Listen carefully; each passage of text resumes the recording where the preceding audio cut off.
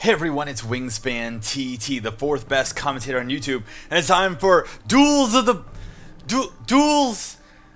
It's okay, it's just called Magic 2015. This year they took out the Duels of the Planeswalkers thing. But anyway, I know this game is very controversial. I've seen a lot of posts on the forums, on Reddit, on everywhere talking about hating this game or defending this game, whatever. And people are like, don't pay for this game, it's a ripoff and blah, blah, blah. Well, I guess I get to kind of sidestep the whole issue because I have a review copy I didn't pay for, so I get to play the game with a clean conscience, essentially, and go in unbiased and kind of get a sense of it. Now, I have been playing a little bit. I've been putting together a blue-red deck, which, as anyone who knows anything about me, who has watched my dozens and dozens of Magic videos over the years, knows that the Izzet League is where it's at for me, that I'm just the #1 fan of that. And I didn't quite jump into PvP quite yet. I still want to unlock some cards, playing through a little bit of the campaign and getting a sense of it. So far, I haven't really lost any matches, and I've also had people telling me that, you know, some of the beginning decks are really bad, and that blue-red you can't win, and they can't beat Avacyn, whatever. I haven't had any such problem, and I put together, see, like a pretty interesting, keep the hand here, Artful Dodge, Krenko's Command, Nullify, Frost Links, and I find it so funny because in this tutorial, it tells you to remove Frost Links from your deck, when in my opinion it's actually probably one of the better creatures, at least in the starting blue-red deck. You have a creature here that's 2/2, and when it comes into play, you know, a target creature gets tapped, it doesn't untap. So you kind of get free attacks. You kind of it's a defensive and offensive option.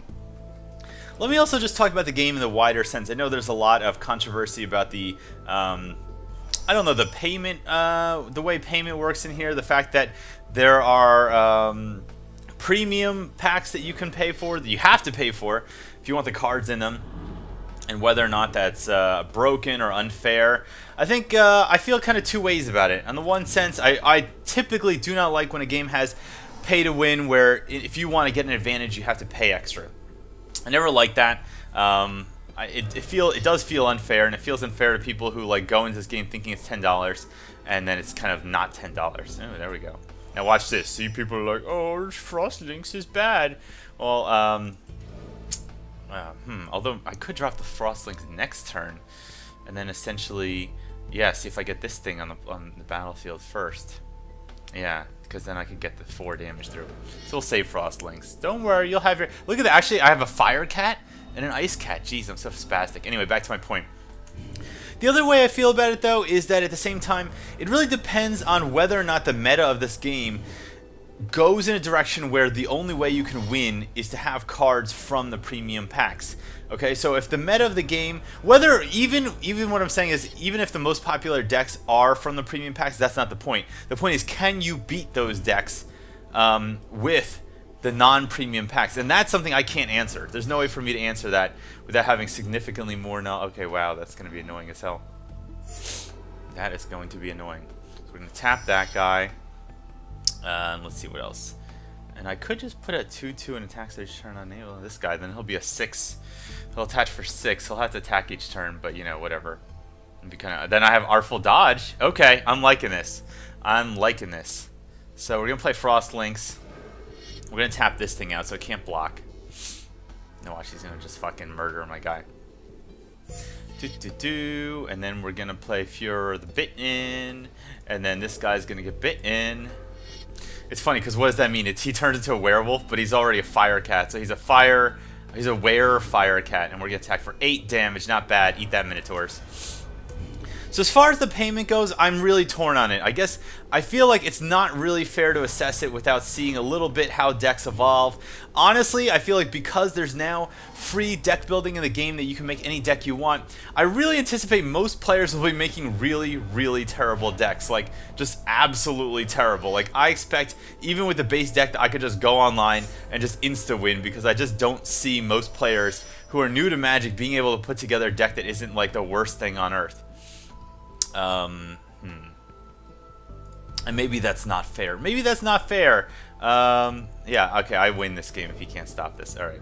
So this is going to go in for 6 damage. Unless he has... If he has removal, fine, but... And then next turn, I could flashback Artful Dodge. To get what? See, there's a couple of things that I honestly, though, don't like about the game. And some of those things are just the UI. I feel like this game, in general, the whole system and the UI and all that stuff has not changed at all in the last, like, 4 Duels of the Planeswalkers Magic games. But there's some things that, like, Buy Now Stainless should have fixed them. And there's just some lag in certain places. The menus are not very intuitive. There's times where you're zoomed in, you're zoomed out. The cards just are not responding in the best way, and I think that's not acceptable anymore. I think now that this game, wow, these got a lot of Minotaurs, really bad ones too. Now that the game's been out long enough that they've had years and years to refine these things, I want to see some things being like fixed in the actual, like for instance, all right, like I want to activate the flashback. I got to go this far into it, or is there a contextual menu or something like that? I'm just gonna make this guy unblockable and swing in.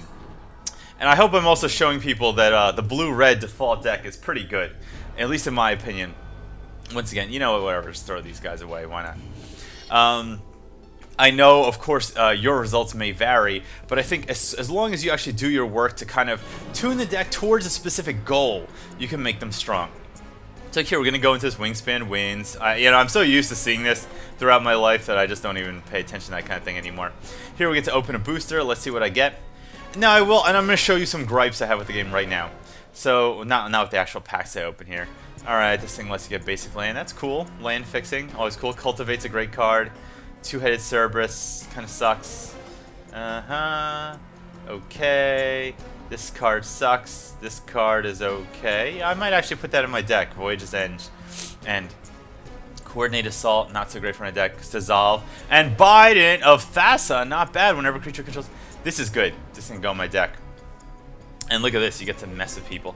So let me just show you something. So let's say I'm going to go into Deck Manager. And now I've beaten my opponent. I've unlocked these cards. I'm going to go in Deck Manager. It's taking forever to load. Can't tell you why. And Deck Manager's okay. It's definitely got some faults of its own. It's like, you know, it's got this kind of awkward interface where it's like I want to sort my cards by casting cost. That's typically what I like to do, so I can see cheap cards, expensive cards. But you'll notice that my own deck doesn't actually sort. My own deck sorts by color first and then by casting cost. But I would prefer, there's no way to make it so all the 1 casting cost cards are down here, 2, 3, 4. It goes by color first and then up to scale. So that's kind of annoying. So the thing I was going to say is that when you're making your deck, you want to have some kind of focus. Like, you want your deck to have a goal. And my goal is to get some cheap creatures on the board, and then essentially to remove or temporarily disable the enemy creatures, and then get in while they can't block. So that's why things like Artful Dodge and Void Snare are great. Nullify is a cheap counter. It's pretty good. This Nihilus of the Breath, not super cheap. And I might get rid of those. There's only 1 in the deck. I don't even know what this means. I think people are also saying that there's some kind of cap. Like, if you see this thing, let me just like go over to one and see if this is actually true. Is there a cap to how many you can have in a deck? I don't know what this means. I don't know why there's a yellow 1 on it. So if someone could tell me what that means, that'd be great. Pestermite, not so great. Gonna be taking that out. And the other thing is you want to watch your mana and your mana curve. So like this dragon is basically instant win in this deck, but I might honestly just take it out because it's 7 mana. And how often am I really gonna get to 7 mana? I'd really like to win a lot sooner than that. Charmbreaker Devils, again, 6 for 4/4. It might have to go away. It might have to go away. You really don't want to. If my deck was more of a control deck, which I might end up eventually making, but right now it's more like a stompy, let's get in fast and do some damage deck. So I don't actually know if these cards are going to have a place in here. I might pull these out, throw in something like Biden of Thassa to kind of get some card advantage. Get some cheaper creatures in there. See if there's anything in here that I could throw in that just costs a little less. That might actually go back with Pestermite. And again, Nihilus of Breath allows you to fly over defenses, but you can also tap blockers, which is cool. So throw in a bunch of those. And right now I'm at 60 cards. Coordinated Assault. Here's a 1/1 that can't be blocked. I'm going to take that guy. That's definitely good. One thing I have in here is the... Where is it? Where is it?